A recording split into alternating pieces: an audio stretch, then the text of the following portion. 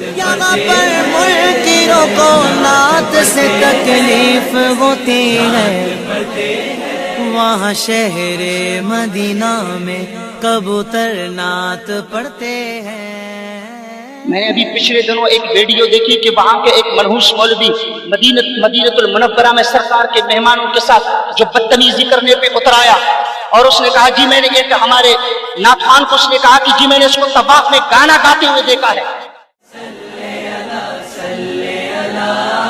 آپ کی نعت میری زندگی ہے، زندگی ہے۔ آپ نعت وغیرہ پڑھتے ہیں، آپ رکیے، آپ نعت پڑھتے ہیں نا، تو آپ بہت بڑے یہ ہیں، آپ بہت بڑے شخصیت ہیں، بہت بڑی شخصیت ہیں آپ۔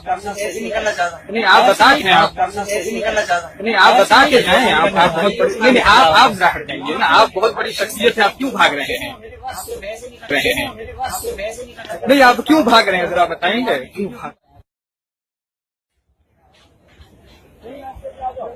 طواف کرتے ہوئے بھی تو گانا گا رہا تھا یہ آدمی، میں نے خود دیکھا ہے۔ نعتخوان کو اس نے کہا کہ جی میں نے اس کو طواف میں گانا گاتے ہوئے دیکھا ہے۔ ارے ظالم کے بچے، تم مدینے کے اندر رسول اللہ کی نعت کو گانا کہتے ہو؟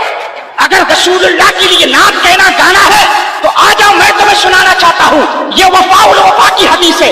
علامہ سمہودی رحمۃ اللہ علیہ فرماتے ہیں، شیخ احمد رفاعی کبیر نے کھڑے ہو کر مصطفیٰ کے روزے کے سامنے مصطفیٰ کے شعر کہنا شروع کیا، جن کو تم گانا کہتے ہو ہم اسے نعت مصطفیٰ کہتے ہیں۔ انہوں نے نعت کہنی شروع کر دی اور عرض کرنے لگی، یا رسول اللہ فی حالت البعد روحی کنت ارسلها تقبل الارض عنی وہی نائبتی فہذہ دولت الاشباح قد حضرت فامدد یمینک کہ تحظی شفقتی۔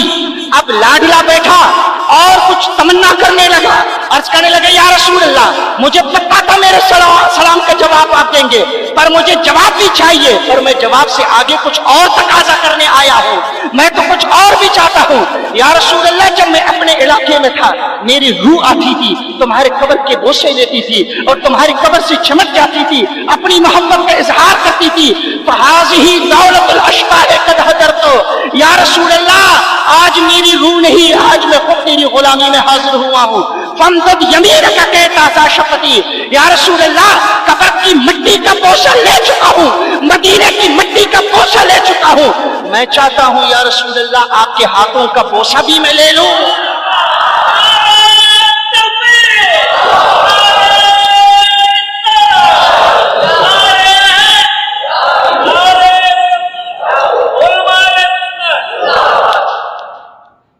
کوئی بھی اپنے گھر کے اندر اپنے آپ کو شیر سمجھتا ہے، نعتخوانوں کے ساتھ مناظرہ کرتے ہوئے تمہیں شرم آنی چاہیے۔ کبھی جب تم اہل سنت کے شعروں سے تمہارا سامنا ہوگا نا، پھر تمہیں پتہ چلے گا کہ علم کس کو کہتے ہیں، عالم کس کو کہتے ہیں۔ وہ تو رسول اللہ کے غلام ہیں، جنہوں نے جو نعت کہنی تھی وہ نعت کہتے ہیں، ان سے نہیں۔ رسول اللہ کے شعر کچھ اور بیٹھے ہیں۔ تم آ جاؤ کبھی اعلی حضرت کے فتاوی رضویہ کا ایک فرق مجھے پڑھ کے تو دکھاؤ۔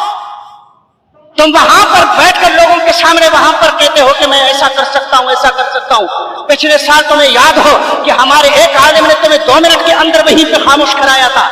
تو اپنے اوقات میں رہو، سنو ہم تمہیں بتانا چاہتے ہیں۔ فرماتے ہیں شیخ احمد کبیر رفاعی رحمۃ اللہ علیہ نے کہا، تقبل الارض عنی وہی نائبتی۔ یا رسول اللہ میری روح نے بوسہ لیا ہے، آپ کی مٹی کا میں نے بوسہ لیا ہے، پر آج میں اس مجمع میں چاہتا ہوں کہ یا رسول اللہ آپ کا ہاتھ ظاہر ہو جائے، میں آپ کے ہاتھ کا بوسہ بھی لے لوں۔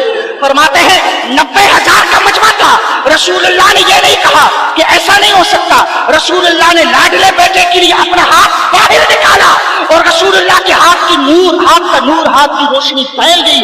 فرماتے 90,000 کے مجمع میں جو غوث تھے، قطب تھے، ولی تھے، کئی لوگ وہاں پر بے ہوش ہو گئے، کئی وہیں پر چیخیں مارنے لگے، اور لوگوں نے دیکھا، 90,000 کے مجمع نے دیکھا کہ سرکار دو عالم صلی اللہ علیہ وسلم اپنے لاڈلے نواسے کے لیے اپنا ہاتھ باہر نکال رہے ہیں اور وہ سرکار کے ہاتھ کو چھو لے رہے ہیں۔